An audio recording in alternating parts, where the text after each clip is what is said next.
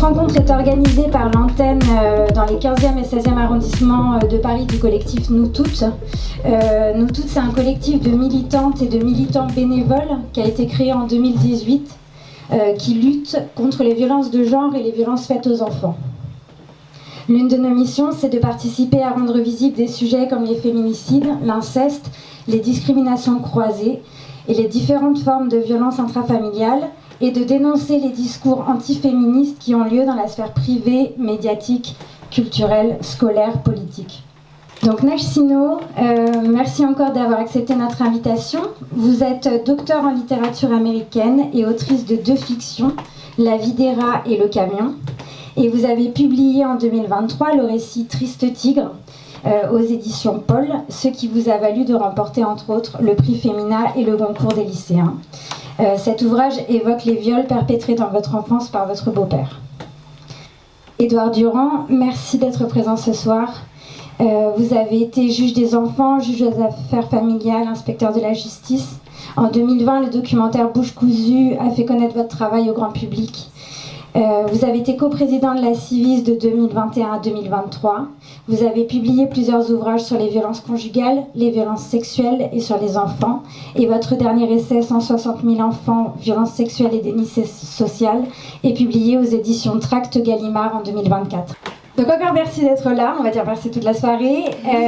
Donc à une rencontre d'un collectif féministe, notre première question serait comment le féminisme s'est inscrit et s'inscrit dans votre vie et votre travail.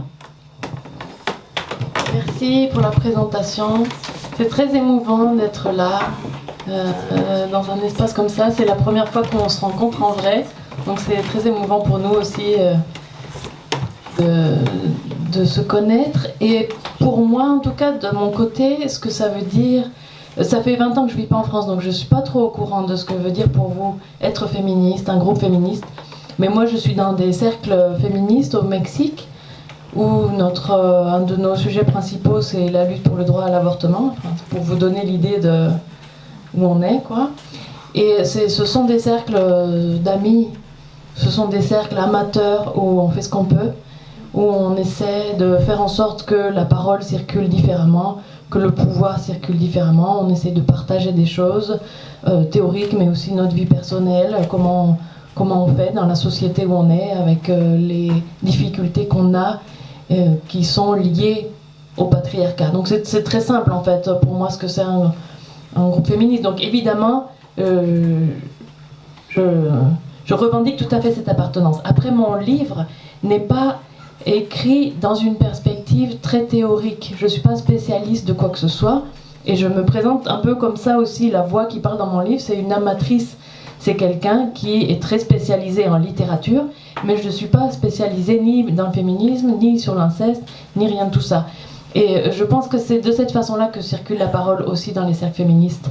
C'est génial d'avoir des spécialistes, mais la parole de celui qui n'est pas spécialiste et qui veut penser quand même, elle circule également.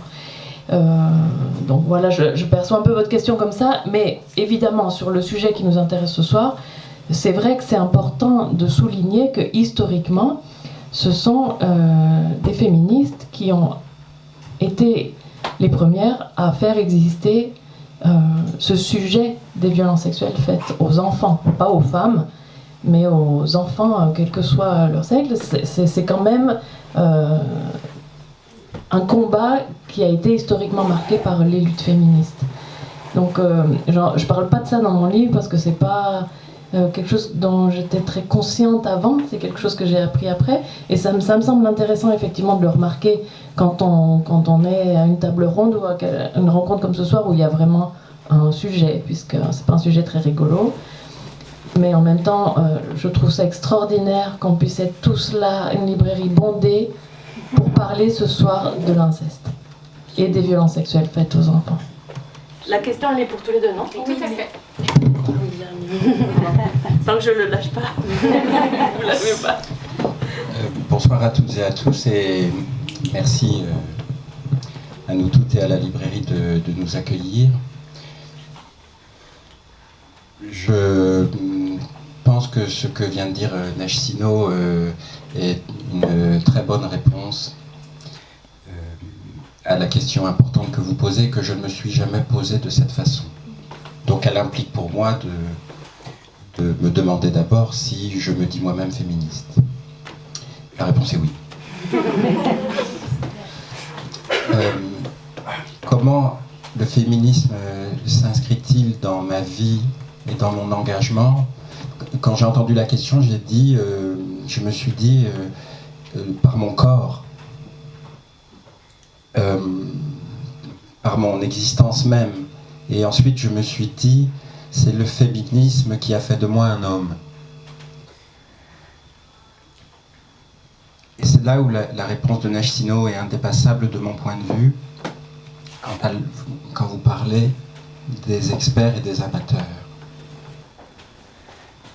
Parce que le féminisme est la vision extrêmement lucide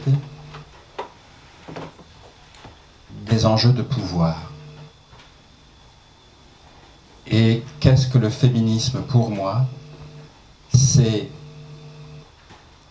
le fait d'être extrêmement vigilant aux enjeux de pouvoir, y compris de ceux qui se disent experts, de les repérer et de ne jamais négocier avec le pouvoir sur le corps. Donc c'est l'expérience de la violence et la récusation viscérale de la légitimité de la violence qui inscrit le féminisme dans mon existence. Si ce que je dis a quelque chose de clair. Merci. Merci beaucoup. Mais qu'est-ce que c'est la fermeture de la Civise? Du coup, je reviens à ça tout de suite, je sais pas. C'est le refus de la légitimité de la parole qui ne s'autoproclame pas spécialiste. Oui. C'est une question d'instance légitime de parole. Et c'est pour ça que c'est indépassable.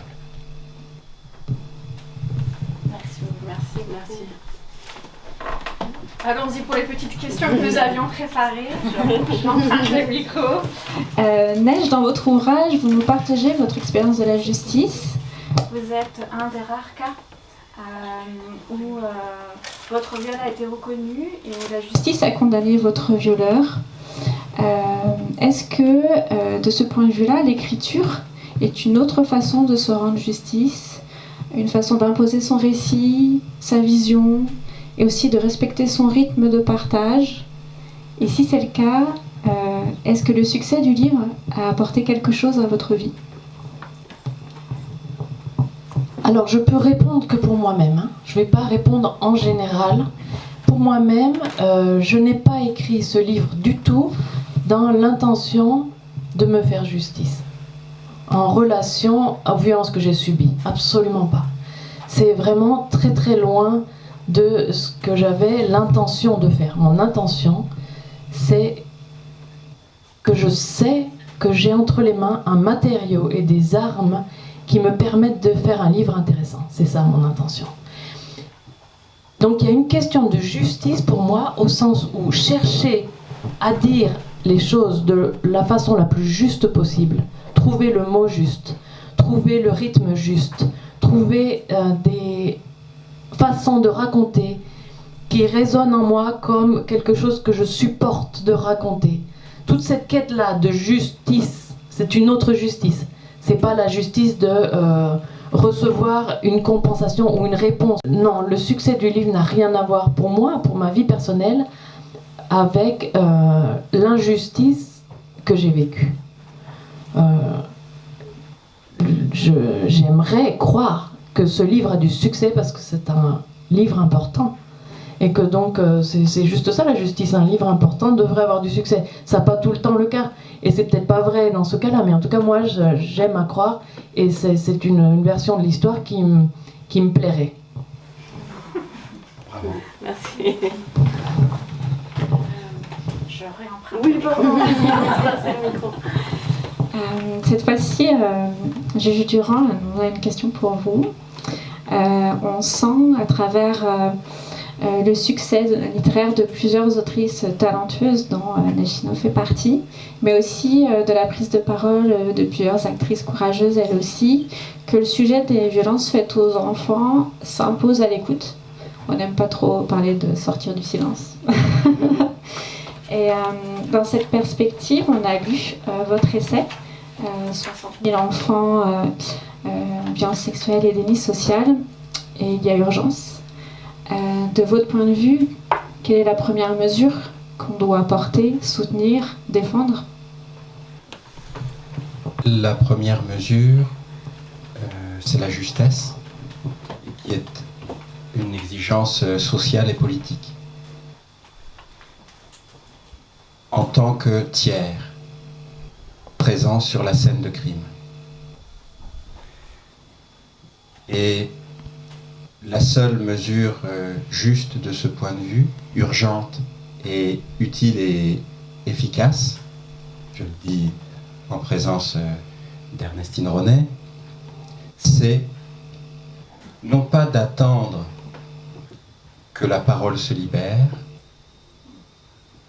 mais de promettre inconditionnellement qu'elle sera entendue et crue jusqu'à la protection réelle. Ce qui veut dire, dans une pensée ou une perspective pratique, parce que vous parlez de mesures, poser la question des violences à tous les enfants, pour que les enfants victimes se disent: si cette personne me pose la question, c'est qu'elle me croira quand je lui dirai que c'est vrai pour moi. Et je le dis en présence d'Ernestine Renet, qui est vraiment la pratiquante du questionnement systématique pour les violences de la maison, tout particulièrement. C'est une mesure qui nous rend collectivement responsables de ne plus être spectateurs du passage à l'acte de l'agresseur.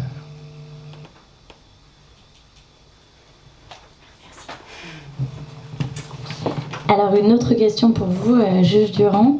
Nous toutes soutient et souhaite diffuser la culture du consentement, en opposition à celle du viol, et soutient la reconnaissance d'une présomption de véracité pour les victimes et pour les témoins. La civise est l'une des plus belles solutions de recueil de la parole. Quel est votre sentiment après cette expérience collective saisissante ? Un sentiment de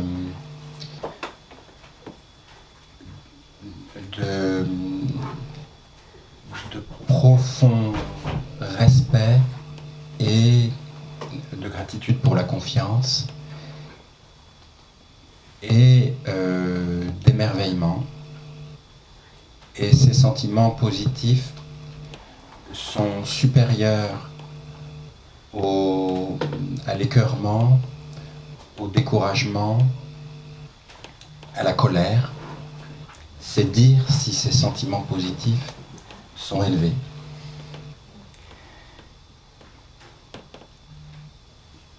La première leçon que je tire de cette expérience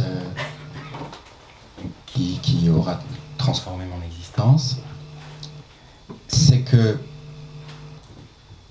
dans mes fonctions de juge des enfants, malgré mon engagement et ma bonne volonté, je dois convenir que je n'ai jamais accédé à ce point, à la justesse de ce que l'enfant vit en vrai. Autrement dit que le témoignage de ces femmes et de ces hommes, plusieurs décennies après les violences sexuelles, est au-delà de ce que la pensée de spécialistes dans l'exercice de leurs fonctions est capable de produire en représentation de la violence.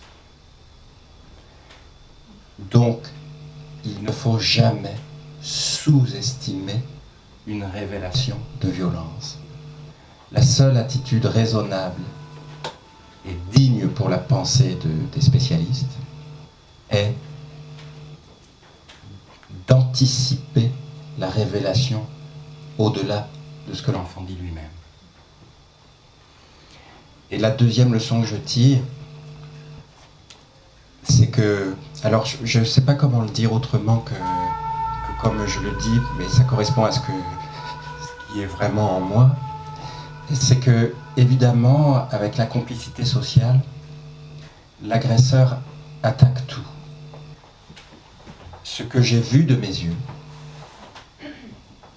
c'est que, d'une certaine manière, et je le dis comme ça parce que c'est comme ça que ça me... c'est que l'agresseur a toujours déjà perdu. Il y a quelque chose d'intouchable, qui est la liberté, la dignité, quelque chose dans l'humain auquel le mal n'accède pas. Et je sais pas, peut-être peut-être c'est bizarre que je dise ça, mais je mourrais sans renier cette parole. Je l'ai vue de mes yeux. Merci beaucoup.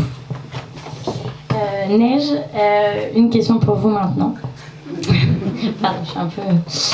Vous parlez de deux mondes, le visible et l'invisible, dans le livre. Celui de l'invisible étant celui de la violence. Chez nous toutes, on défend l'idée qu'il n'existe pas ou très peu de monstres, mais que le système de domination patriarcale permet des violences systématiques commises sur les femmes et les enfants. Pour vous, quelle est la part de la domination patriarcale dans l'expression de cette violence ? Oui, moi j'ai une perception semblable, ce que j'explique dans mon livre, dans la nécessité que j'ai de postuler que mon agresseur, à un moment donné, a choisi de faire ce qu'il a fait, ça va dans le même sens. C'est-à-dire, si je le considère comme un monstre c'est aussi une figure qui n'a pas le choix. Il est par nature tel qu'il est. Et toujours, mettre à distance les agresseurs, dire qu'ils sont conditionnés par qui ils sont, par un déterminisme, etc., c'est paradoxalement les dédouaner un peu de ce qu'ils ont fait. Donc oui, je vais tout à fait dans le même sens que vous. Et à partir du moment où on pense qu'il n'y a pas de monstre, ou très peu, qui sont-ils ? Ils sont des hommes comme les autres qui ont fait ce choix-là, que d'autres hommes ne font pas. Et je pense que la discussion sociale est plus intéressante si on parle de ça, plutôt que de parler de qu'est-ce qu'on va faire de nos monstres, est-ce qu'on va leur couper la tête, est-ce qu'on va leur couper les mains, enfin, voilà. Mais très récemment, j'ai eu une conversation dans une présentation avec un spécialiste du droit qui me disait, des livres comme le vôtre, ça nous permet de repenser, ça nous permet de voir vraiment à quel point c'est horrible ce que vous avez vécu et de repenser la loi, par exemple faire des peines plus longues. Et c'est absolument à l'opposé de ma perspective. Ma perspective, elle n'est pas de faire en sorte qu'on les considère encore comme des monstres plus monstrueux que ce qu'on sait déjà. Je pense que c'est plus intéressant de déplacer le débat sur la question de la responsabilité. Et moi, je ne vais pas donner de réponse, mais je trouve que la littérature nous permet de poser des questions, d'approfondir des questions et de situer des questions sur des conditions de possibilité d'une pensée. Et le monstre, il nous empêche de penser. Cette idée du monstre, elle nous empêche de penser. Et l'idée de la structure patriarcale, qui est très très riche et qui nous nourrit, elle vient aussi du fait qu'on considère que les agresseurs ne sont pas des monstres, que les agresseurs sont le produit d'un système dans lequel on vit tous, et que nous sommes tous le produit de ce système, et que nous avons tous quelque chose à dire là-dessus. Je pense que c'est intéressant aussi de pas... Et dans les cercles féministes dans lesquels je suis, je pense que c'est intéressant aussi qu'on se pose la question de ne pas faire une séparation, les bons d'un côté, les mauvais de l'autre, les femmes d'un côté, les hommes de l'autre, les binaires, c'est pas constructif non plus. Et ce qu'on cherche à faire dans les cercles de discussion, c'est à discuter. Et pour discuter, il faut qu'on crée les conditions d'une discussion, d'une conversation. Donc il faut laisser de la place. Donc le patriarcat, c'est un concept qui ouvre des possibilités, peut-être pas infinies, mais en tout cas très très très grandes, de réflexion, de conversation, d'essayer de percevoir si oui ou non cette structure invisible, on la comprend, elle fait sens pour nous, et dans quelle mesure elle est intéressante, et dans quelle mesure on a envie d'essayer de faire en sorte qu'elle change. Juge Durand, y compris dans les cas où il y a eu condamnation, Neige décrit avec beaucoup de justesse la réaction des voisins, des proches, de la famille, qui est aussi souvent entre soutien silencieux, indifférence ou déni, voire pire. Comment créer les conditions d'accueil et de respect de la parole des victimes en justice et dans la société? Comment renverser la croyance qu'il s'agirait de faits honteux pour le collectif? Comment au contraire y voir la fierté d'une société qui se regarde avec courage et avec lucidité?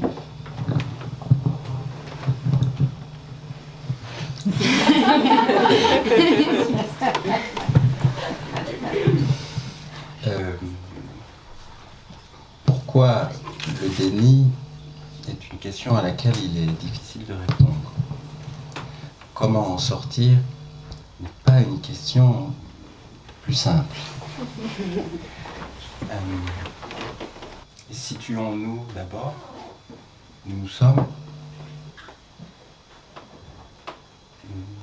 Nous vivons dans un monde qui a toujours consenti à ce pouvoir sur le corps des femmes et des enfants, qui a même consenti par la loi. Ensuite, nous sommes, et spécialement en ce moment, dans ce monde qui est fasciné par la loi du plus fort et qui n'a comme seul horizon de réussite existentielle que d'appartenir au groupe des possédants, des dominants.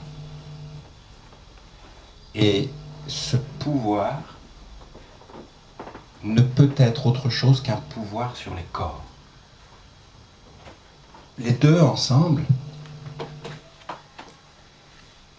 impliquent, de mon point de vue, de notre point de vue, une transformation qui ne peut venir que d'en haut, au sens de la loi qui structure le fonctionnement social. Dans un système libéral, la loi est un paramètre négociable du rapport de force. Il faut que la loi se structure comme paramètre non négociable. Par exemple, qu'elle responsabilise ceux qui ne signalent pas plutôt que ceux qui signalent. Qu'elle responsabilise, pardon Neige, jusqu'à la peine, ceux qui procèdent à cet acte qui sépare irréductiblement les êtres humains, le choix de la violence. Le fait, par la loi, de tirer les conséquences non négociables du passage à l'acte. Par exemple, sur le retrait de l'autorité parentale. Comment peut-on demander une prise de conscience des voisins si, par l'autorisation de la loi, l'autorité judiciaire maintient l'autorité parentale à un père incestueux? Comment remettre le monde à l'endroit?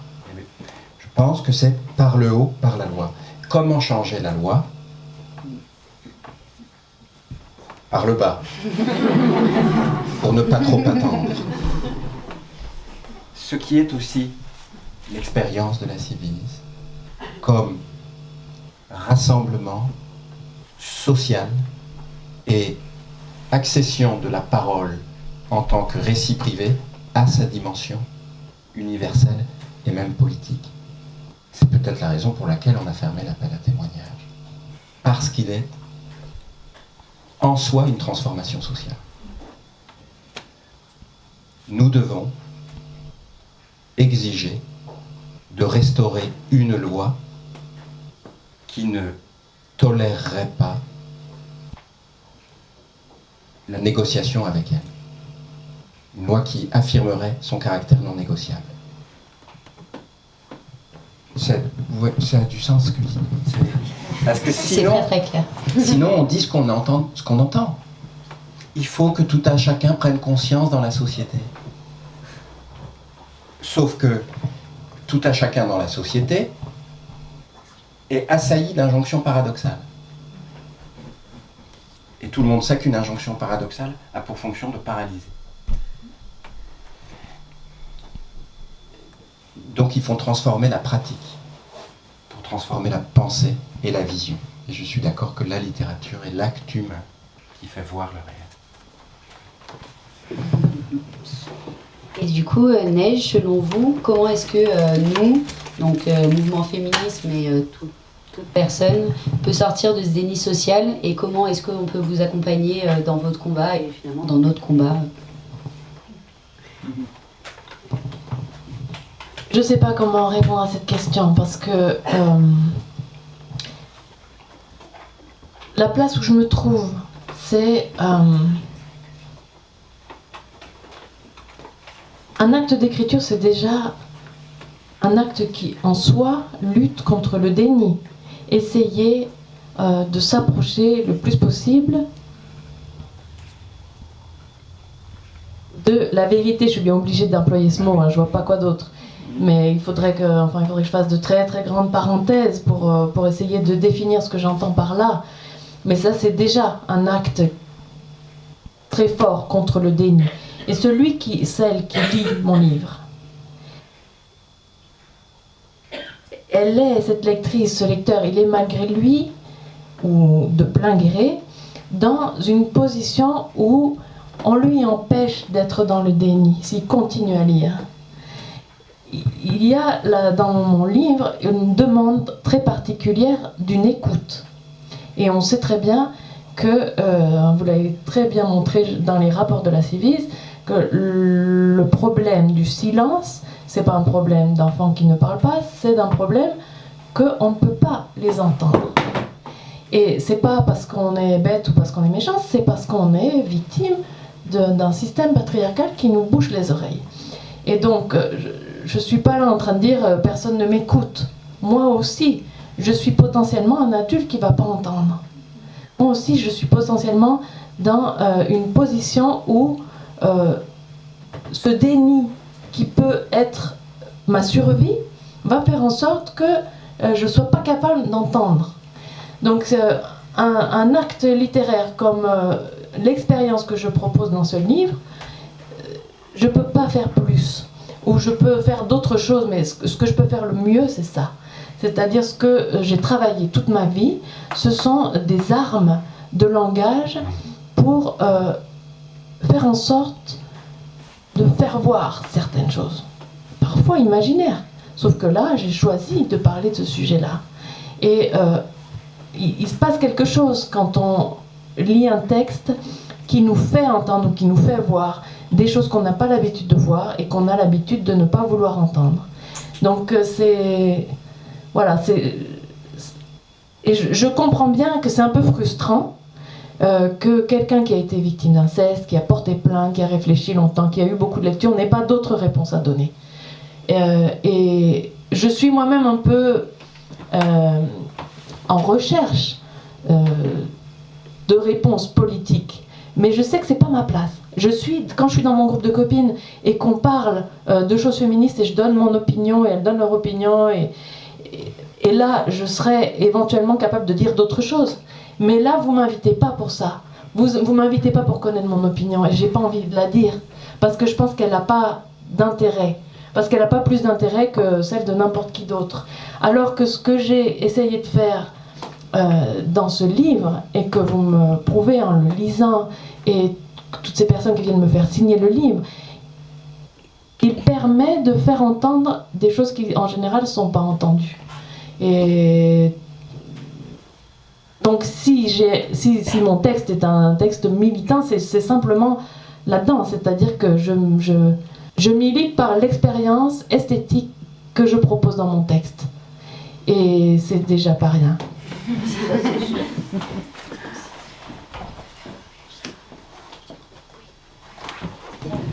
Et là, oui, si vous voulez réagir aussi à la même question. Être ce que vous êtes et le faire contre vents et marées est un acte d'affirmation de soi et d'affirmation de l'existence des invisibles qui... J'ai pas d'autre chose à faire que de reconnaître sa réalité et sa justesse. Et c'est comme ça que nous nous aidons. Et donc je ne me permettrai pas de vous dire... si vous pouvez dire que la Sylvise a existé dans l'histoire de l'humanité. Mais je ne voudrais pas en dire plus. Ce que je voudrais dire, c'est que je trouve que ce que Neige Sino vient de dire est sublime. Par l'humilité, par la justesse. Et je pense que dans ce livre, il y a aussi... Vous écrivez « La littérature ne m'a pas sauvé ». Mais j'affirme que votre livre est aussi un livre de salut pour des personnes en chair et en os, qui l'ont lu et qui ont trouvé la justesse sans laquelle elles étaient tellement près de l'abîme qu'elles auraient pu tomber. Et je ne sais pas si un humain peut faire quelque chose de plus que ça dans son existence. Mais vous le dites avec une humilité qui est très inspirante. Donc j'ai déjà trop parlé. Oui, merci.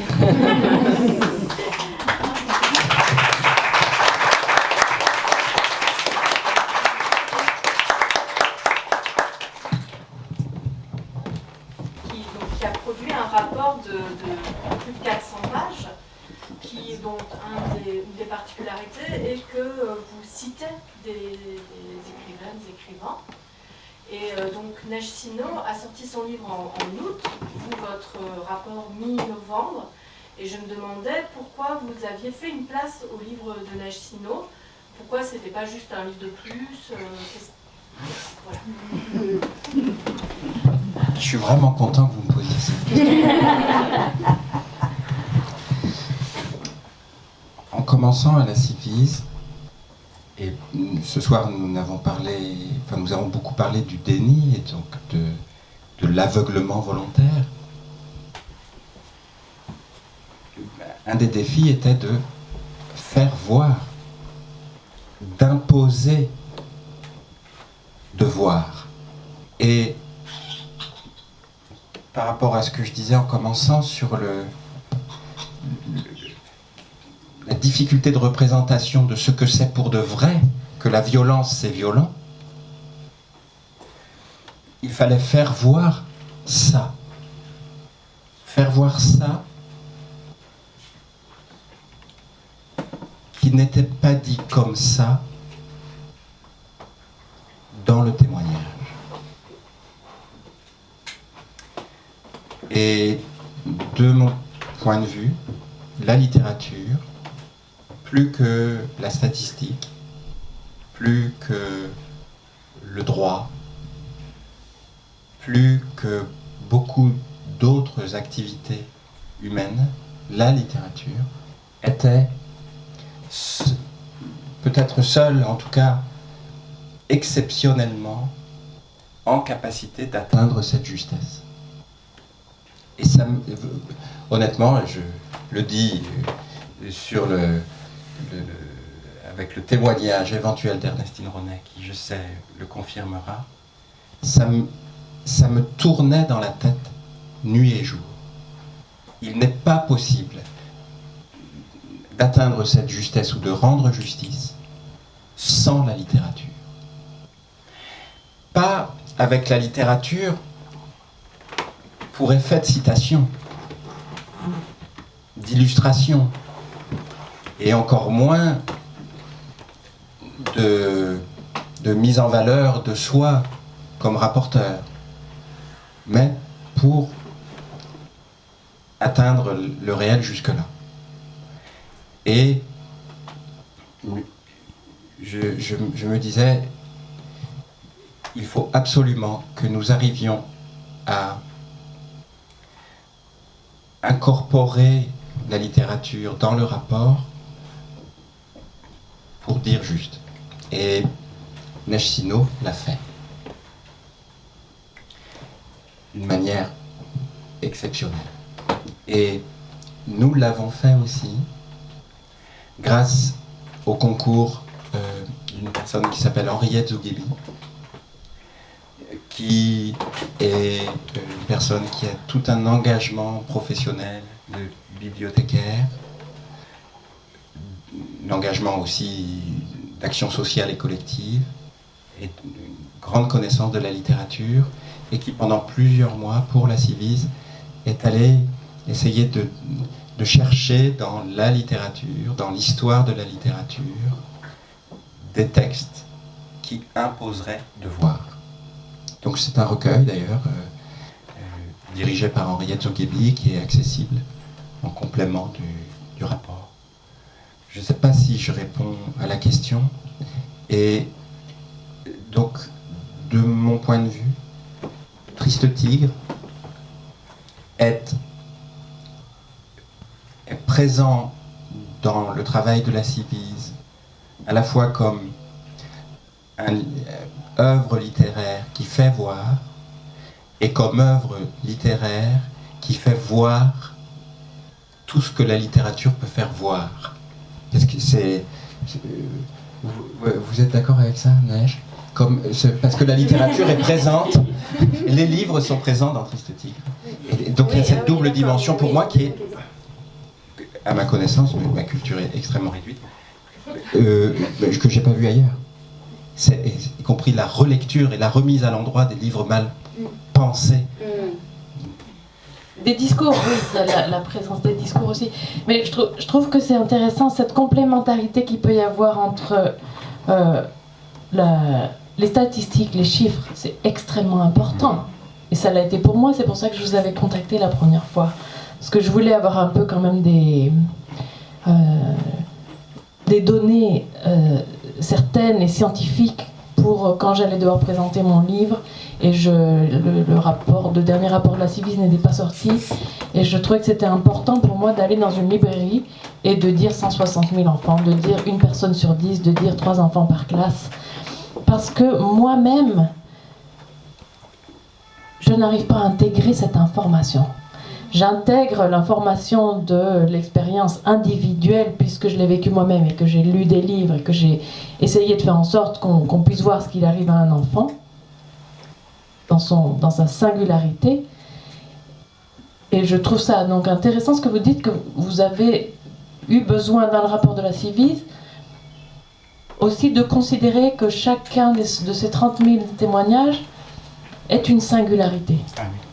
Et il y a aussi là, je pense, un point de contact avec la littérature, non, qui nous... il y a ce côté paradoxal où on est à la fois dans la singularité et la quête d'universalité.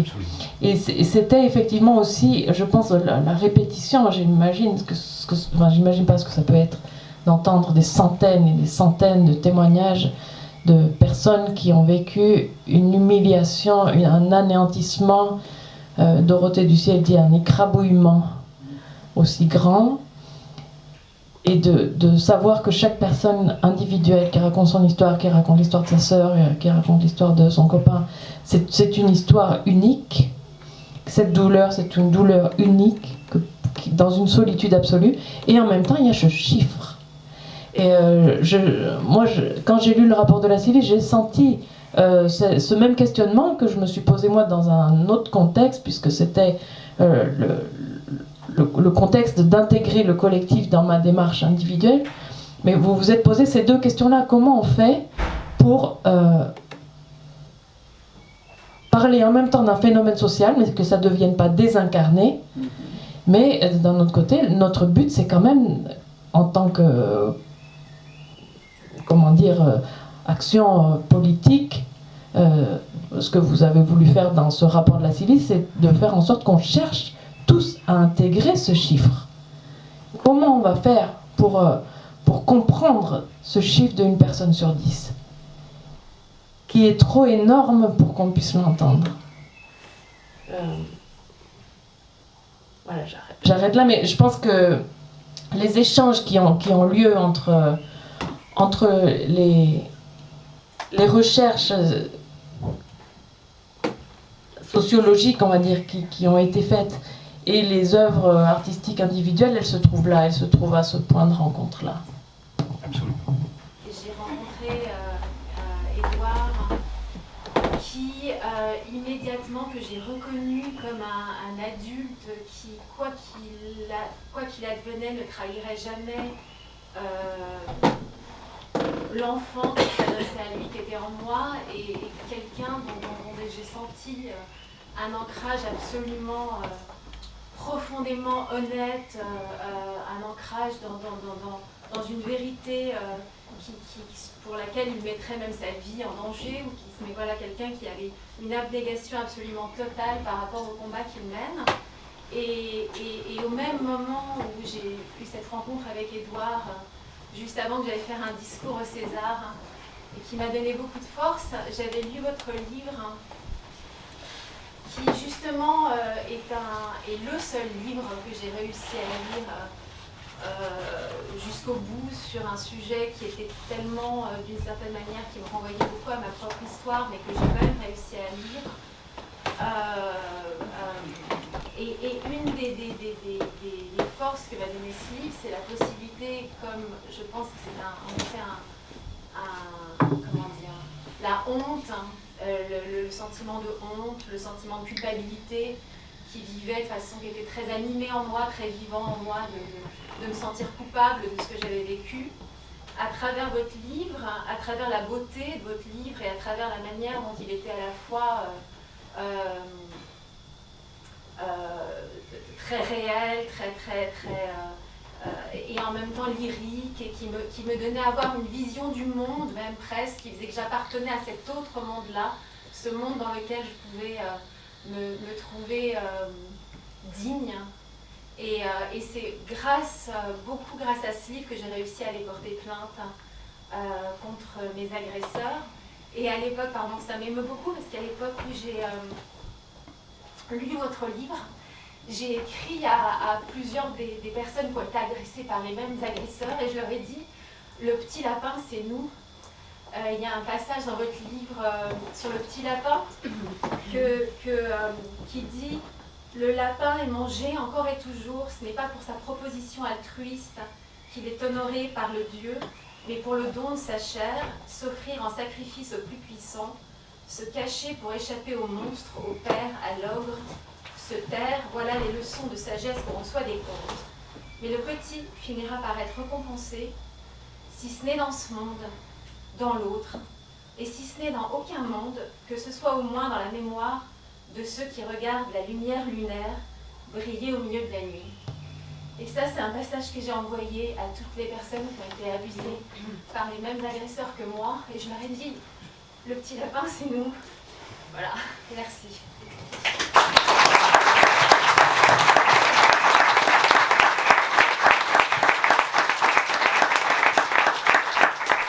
Merci, c'est très émouvant. Ça me fait penser à la question, je crois que c'était une question pour Édouard Durand tout à l'heure, sur la question de la honte.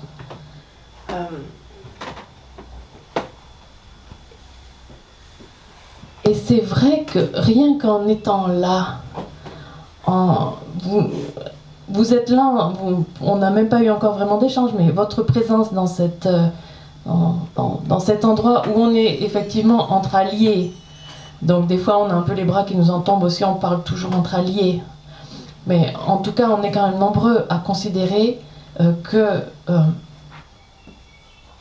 je n'ai pas à avoir honte, que Judith n'a pas à avoir honte. Et ça, c'est une chose qui se construit, mais moi je ne peux pas le construire toute seule.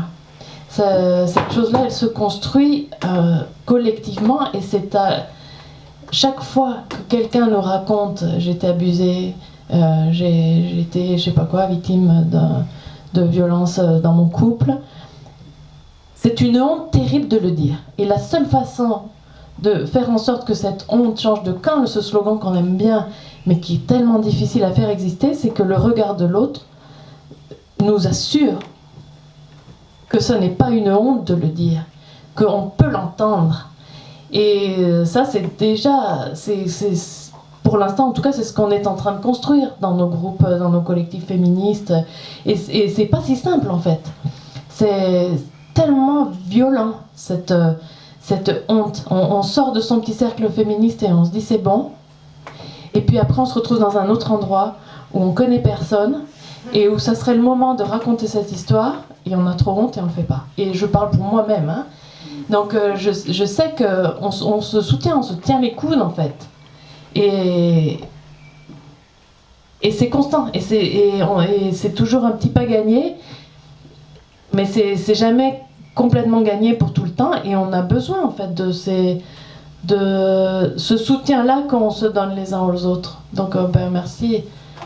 Je dis parce que c'est en fait vous me remerciez, mais d'une certaine façon je vous renvoie la balle parce que c'est comme ça que ça marche. C'est comme ça que ça fonctionne, c'est-à-dire que moi, comment je peux écrire ça, c'est qu'on m'a donné aussi. Quand, à un moment donné, je ne sais plus quelle est l'image, mais je dis que je lance une flèche très loin et que j'ai envie que quelqu'un l'attrape et qu'il la lance à quelqu'un d'autre. C'est un peu cette idée-là, de construire un par un, avancer sur ce cheminement-là. Et est-ce qu'il est possible de revenir? Vous pensez est-ce que vous pourriez vivre en France? Est-ce que dans le fond... On aimerait. C'est possible de vivre dans le pays, dans l'environnement Où il y avait mon agresseur? Ouais. Oui, on peut vivre n'importe où. Hein. Je pourrais, comme beaucoup de gens, être son voisin d'en face. Et survivre quand même. Et moi, j'ai eu la chance de pouvoir faire des études et de pouvoir partir et de pouvoir m'inventer ça. Mais il y a tellement de gens qui survivent avec tellement moins de moyens que nous. Et c'est pour ça que j'espère que... et des fois, ça dévie un petit peu, non? Je trouve très flatteur et magnifique qu'on admire mon livre et que cette espèce de dignité, elle se reflète sur ma vie parce que c'est un livre autobiographique et tout ça. Mais je ne souhaite pas, et je pense que c'est pas souhaitable, qu'on perçoive mon histoire comme un exemple, comme un modèle. Comme il faut partir, il faut porter plainte, Je pense pas avoir de réponse à donner, et je pense pas qu'il y a une réponse valable à toutes les histoires, c'est pas la même réponse. Il y a des moments où on peut pas porter plainte, et où c'est pas possible, où c'est pas bien. Et ça, il faut qu'on soit capable de l'entendre aussi. Que quand quelqu'un nous donne un récit qu'on entend, ou quelqu'un est en difficulté, ou on sait que dans une famille il y a un enfant abusé, c'est malheureusement, et moi là je parle pas du tout du côté du droit parce que je suis pas juge, parce que je parle depuis mon expérience, et je sais que c'est pas toujours le moment, et que c'est pas toujours possible pour tout le monde, et que c'est pas toujours bien pour tout le monde. Et que ça, il faut qu'on soit capable de l'entendre, parce que les gens qui ne portent pas plainte, si en plus de ça on les rend coupables, on leur rajoute en plus t'as pas porté plainte, ça c'est pas possible. Je pense que si on fait cette démarche dans laquelle vous êtes à vouloir écouter, à vouloir sortir du déni, à vouloir construire quelque chose, on ne peut pas devenir à l'intérieur de notre propre système, avoir des systèmes oppressifs comme ça. C'est pas possible. Et ça, penser qu'il n'y a qu'une solution et que celui qui ne l'apprend pas, il est coupable d'avoir fait le mauvais choix, ça c'est pas possible. Je pense que, voilà, mais après, bon, évidemment, si on était tous déjà à ce niveau de se poser des questions-là, ça serait fabuleux.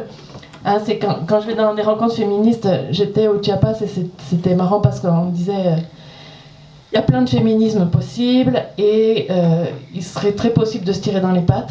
Et ça serait tellement génial si on était au niveau de féminisme où on pourrait se tirer dans les pattes et dire de qui est plus radical que l'autre et qui a le féminisme le plus intéressant et qui arrive à séduire le plus de mecs à la soirée à la fin. Mais on n'est pas là.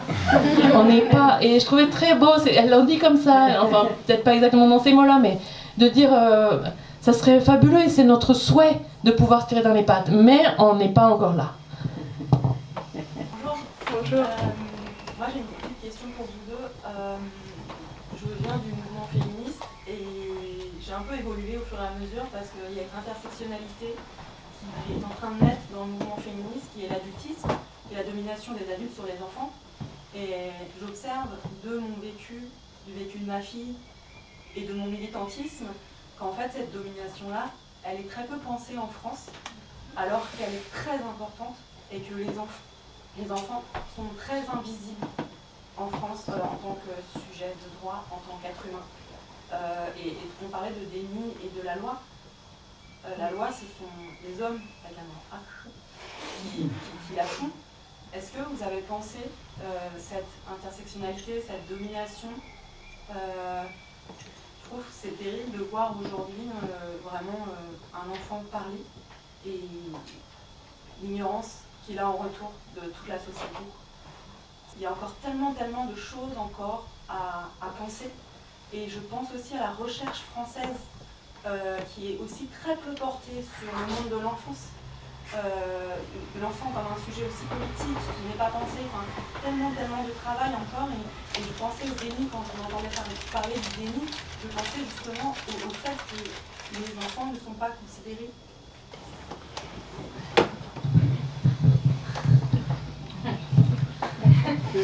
Ah pardon, si vous voulez je dis juste un petit truc comme ça vous pouvez manger votre chocolat. Parce que moi j'ai pas grand, là pour le coup je vais dire juste une toute petite chose. C'est pas un impensé chez moi mais je suis pas du tout dans cette recherche là au niveau théorique. Mais je suis quelqu'un qui lit beaucoup de livres, beaucoup de fiction. Et le sujet de l'enfance c'est un grand sujet de la littérature et pas de la littérature contemporaine uniquement. C'est un sujet constant de la littérature. Penser quel enfant on était, essayer de se représenter comment ça fonctionnait exactement dans la tête de l'enfant qu'on était ou de l'enfant qu'on a. Je pense qu'il y a beaucoup à faire en cherchant directement en fait, dans des livres sur l'enfance. Parce que ça nous donnera, pas de chiffres, mais ça nous donnera cette sensibilité-là où... En tout cas, pendant le moment de la lecture, on considère l'enfant comme le sujet principal et comme un très grand mystère. Il y a un livre qui est sorti il y a 3 ans d'Éric Allary, un historien, qui s'appelle Histoire des enfants, qui a eu d'excellentes critiques partout, vraiment dans le monde, etc. Ce livre, sorti il y a 3 ans, il y a 5 lignes.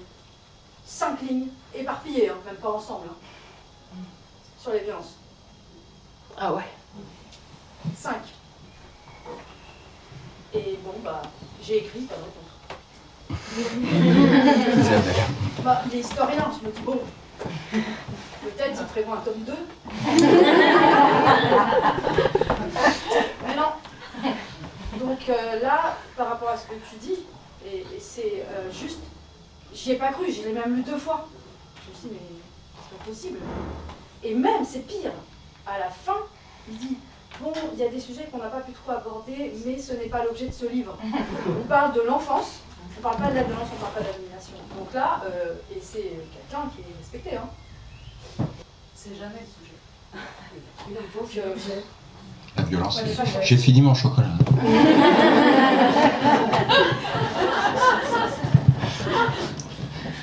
Il y a eu un rapport il n'y a pas longtemps sur les 1000 premiers jours de l'enfant. Je pense que le mot violence n'y figure pas.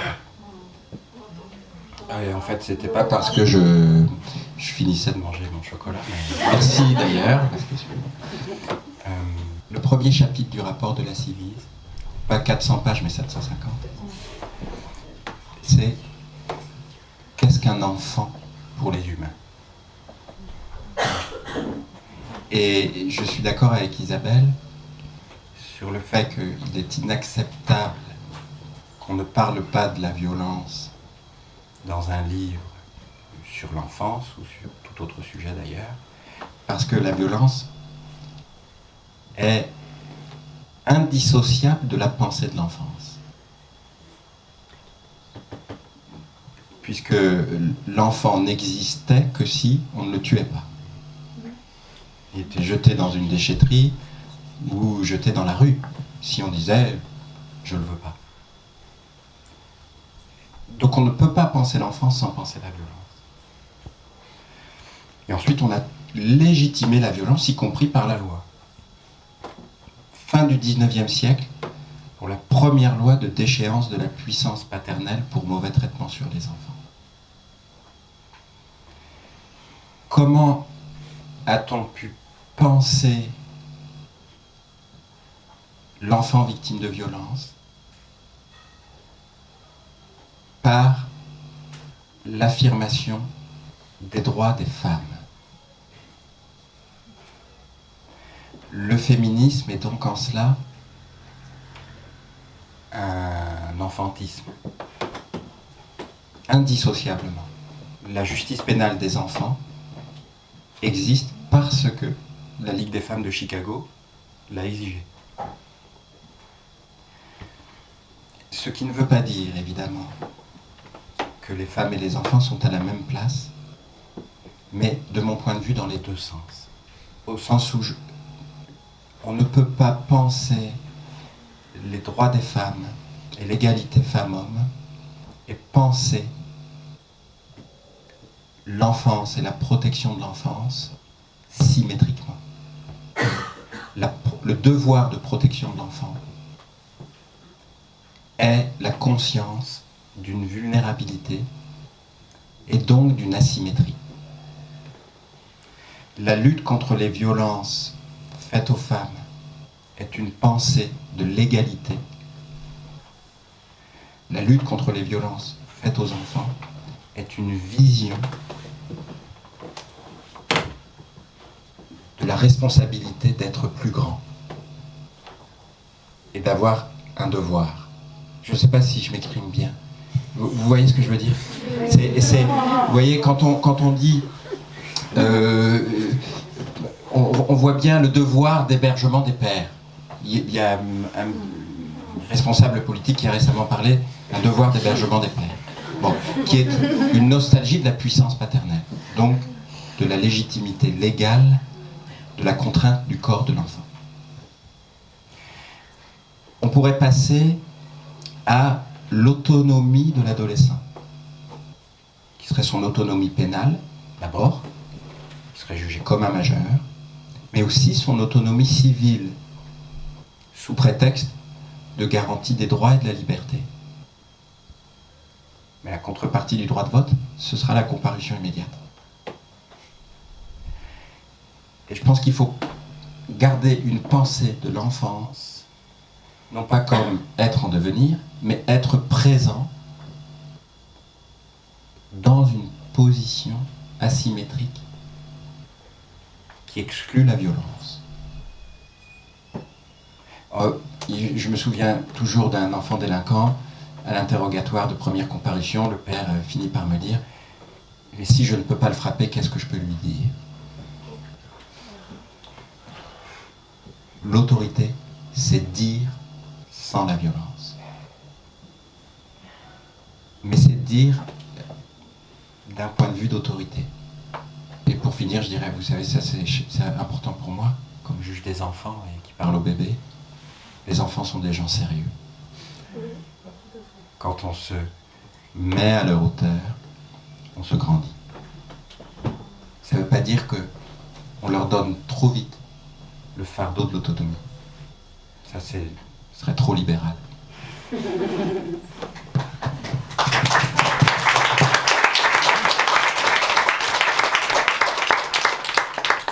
Moi, j'ai une question par rapport à deux concepts juridiques qui nous sont souvent opposés, qui sont souvent opposés aux victimes lorsqu'elles prennent la parole, qui sont la diffamation et la présomption d'innocence.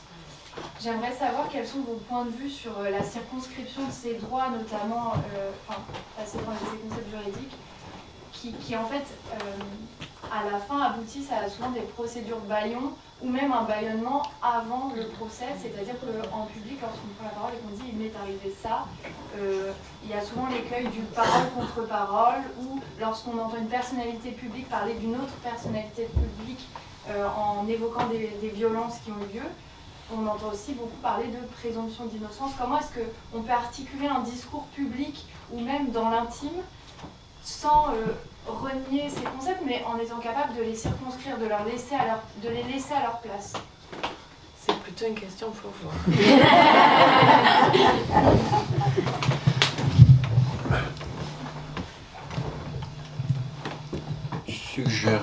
Suggéreriez-vous que le droit ne soit pas neutre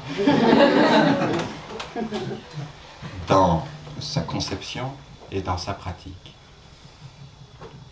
Il ferait beau voir. Regardez par exemple le droit de la légitime défense. C'est quelques pages à lire dans le code pénal. Il est pensé, pratiqué pour des trucs d'hommes dans l'espace public. Il n'est pensable que comme ça. Je m'autorise la liberté de dire les choses comme ça, y compris de le dire peut-être excessivement. Et bien sûr que c'est vrai de la présomption d'innocence et de la diffamation. Ça revient pour moi à une question qui est éminemment politique, qui est une question vraiment de démocratie. Qui a le droit de dire? Parce que, spécialement pour le droit de la présomption d'innocence, mais c'est vrai aussi pour la diffamation, ces concepts sont utilisés comme interdiction de dire. Or, ils n'ont pas été conçus pour cela, quand bien même l'aurait-il été.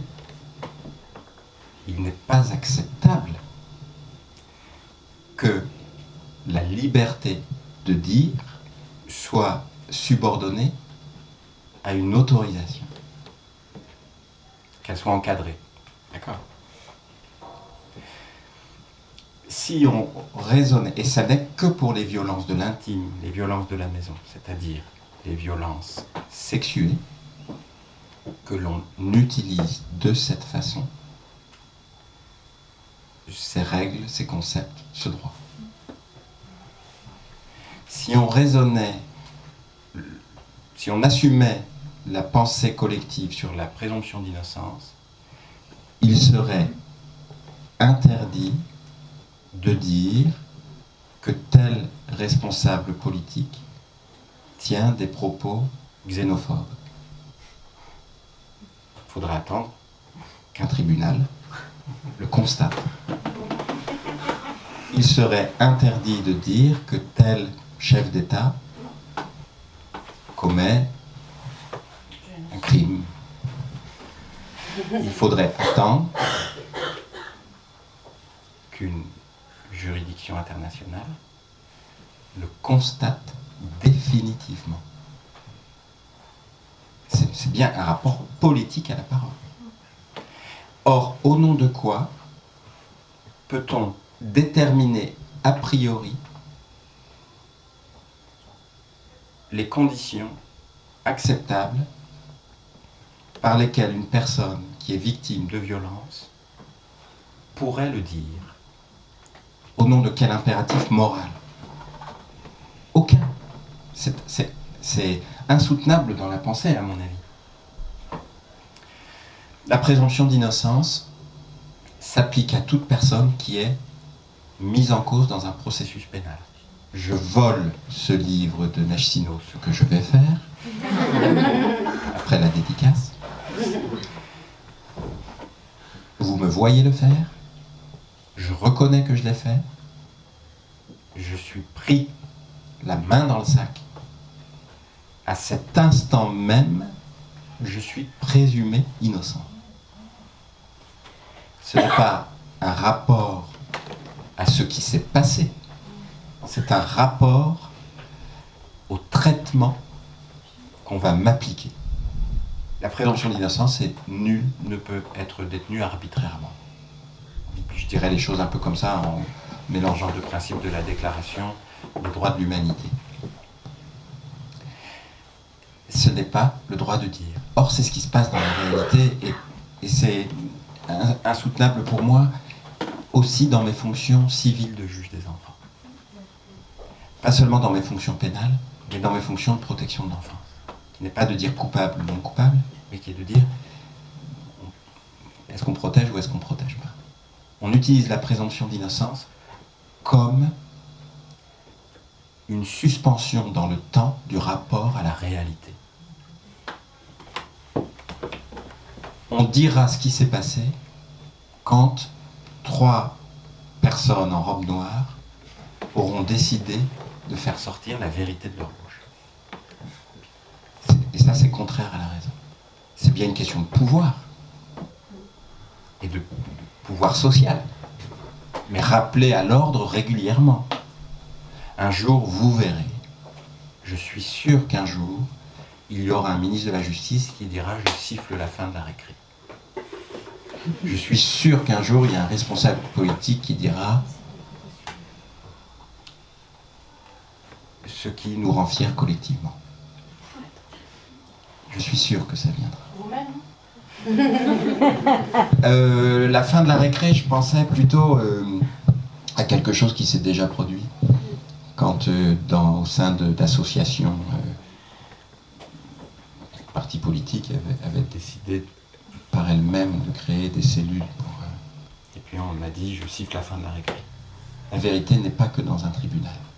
Elle est ce qui est le plus commun à tous. Donc on ne peut pas se laisser voler le rapport à la vérité au nom d'un principe conceptuel. C'est un rapport esthétique au principe.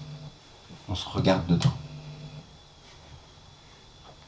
Et c'est pour ça que les victimes sont invisibles. Et c'est pareil pour la diffamation.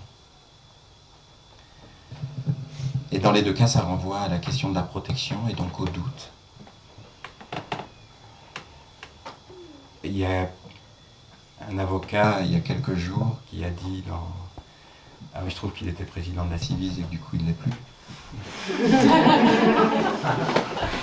Qui a dit, donc à la Civis, il disait on vous croit, et puis ailleurs il disait je ne sais pas ce qui s'est passé. Quand on ne sait pas,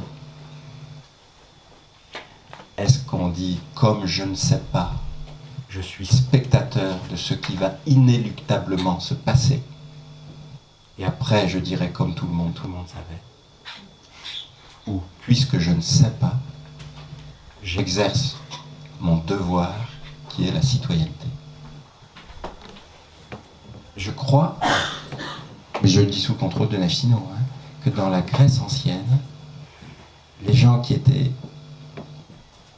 les hommes qui étaient inaptes à exercer leur citoyenneté, puisqu'elle n'appartenait qu'aux hommes, étaient appelés des idiotesses, des idiots. Et justement, pour arriver à faire changer les choses et tu rentres en politique ou que tu fais parce que sinon, dans le fond, tu es toi-même victime des mêmes formes de système d'écrasement de la parole, de ta parole, de ton leadership, pour parler avec des mots anglais, et dans ton militantisme, somme toute, poli et respectueux, et pourtant extrêmement fort de ce que tu... et des principes dont tu parles, qui ne peuvent pas être appliqués dans l'état des choses. Est-ce que justement la seule solution ne serait pas de dissocier, de ne plus être à la merci d'une entité patriarcale dominante pour pouvoir que tous les gens qui croient et qui justement veulent faire changer les choses puissent te suivre dans un...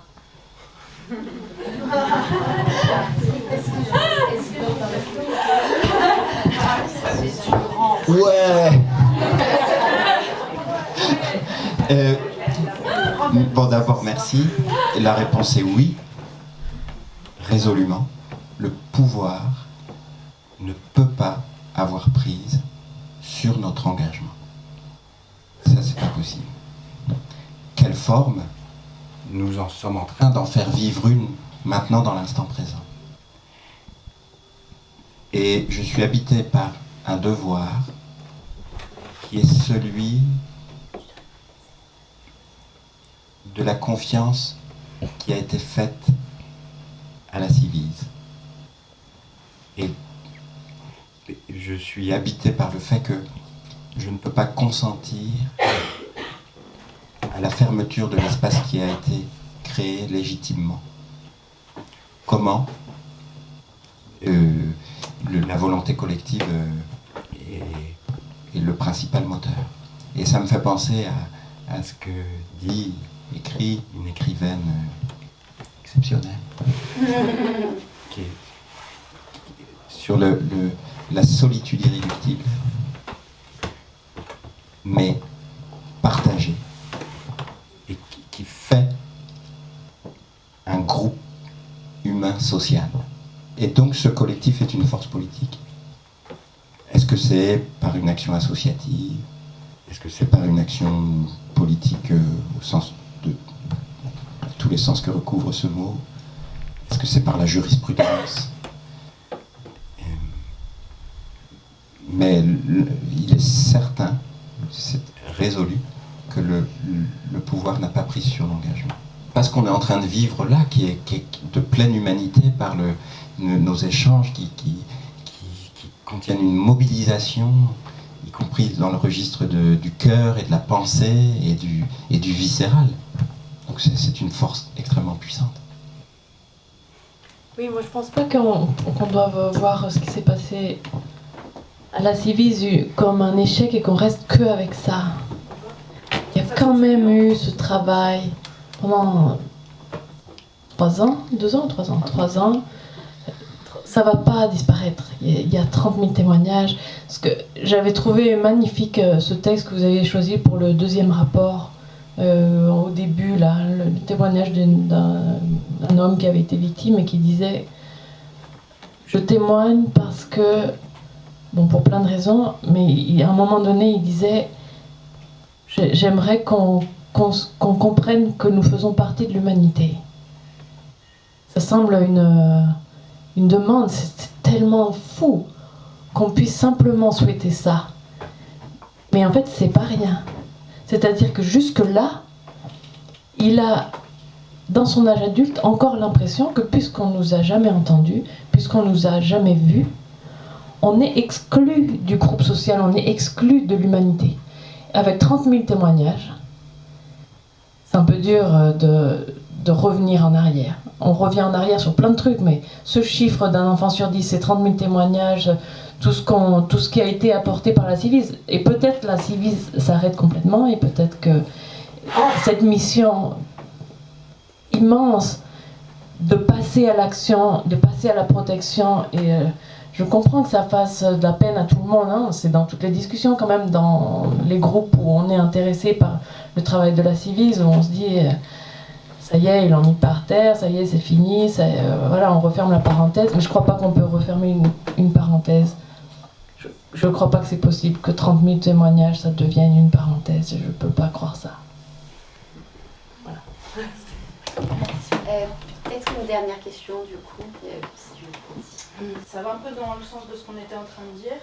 Et comme vous, Madame Godrèche, l'écoute du juge Durand a changé ma vie.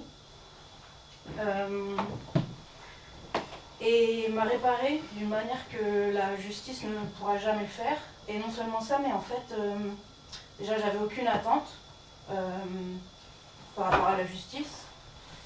Et j'en ai encore moins, et j'en ai plus besoin en fait.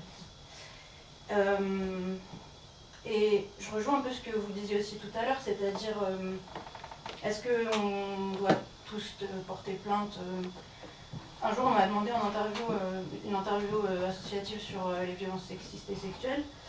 Ce que je dirais à quelqu'un qui viendrait me voir en me disant qu'il ou elle avait été victime de violences sexuelles.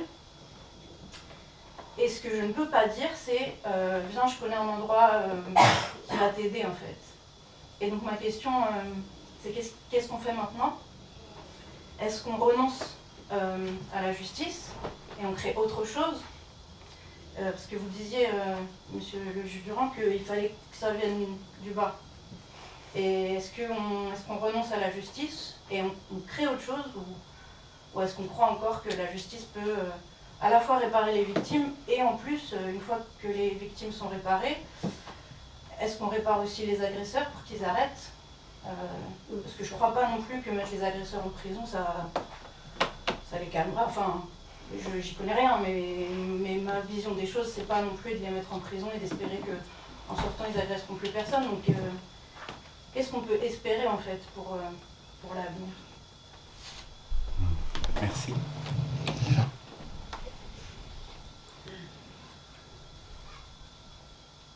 Je dirais que sur les 2 premiers points, C'est la question du pays des ténèbres. C'est la question de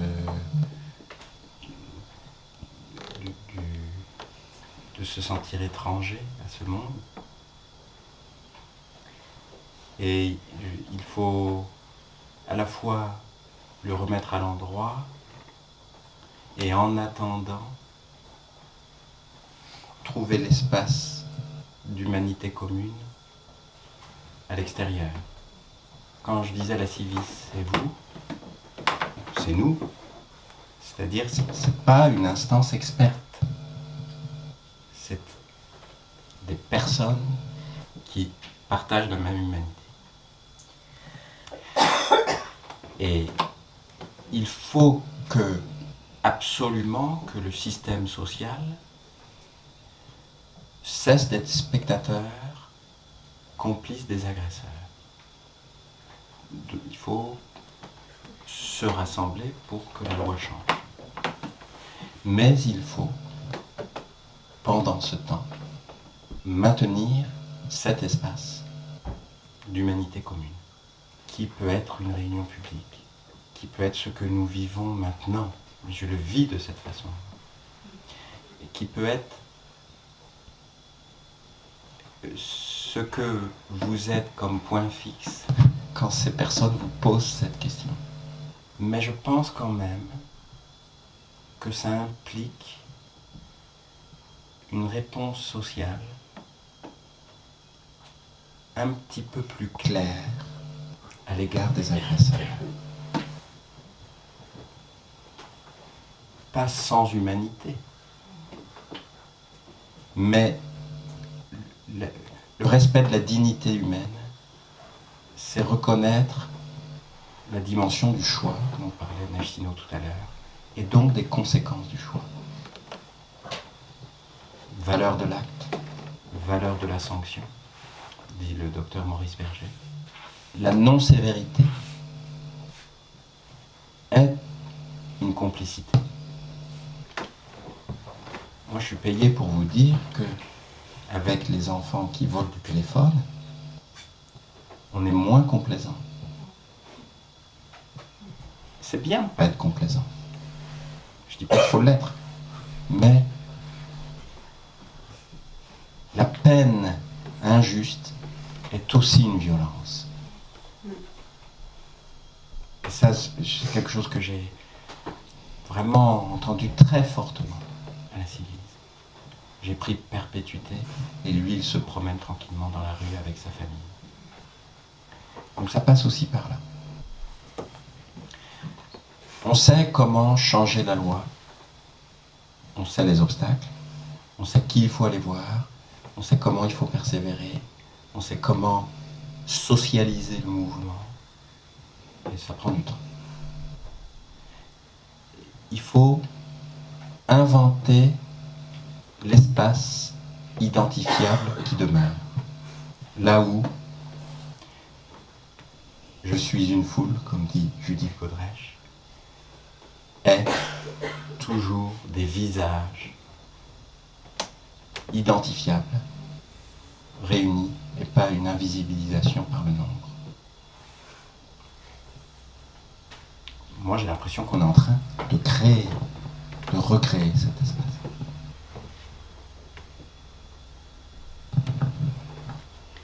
En tout cas, moi je pense que c'est effectivement quelque chose qu'on doit discuter dans une société. Là, sur ce point-là, je ne suis pas d'accord avec le juge Durand, c'est-à-dire mon opinion n'est pas la même. Ceux qui ont lu mon livre, ils ont vu mon opinion. Parce que pour moi, ça a été une injustice, j'ai demandé une injonction de soins, parce que je savais que ce mot existait, et on me l'avait dit, il aura une injonction de soins, et il n'en a pas eu.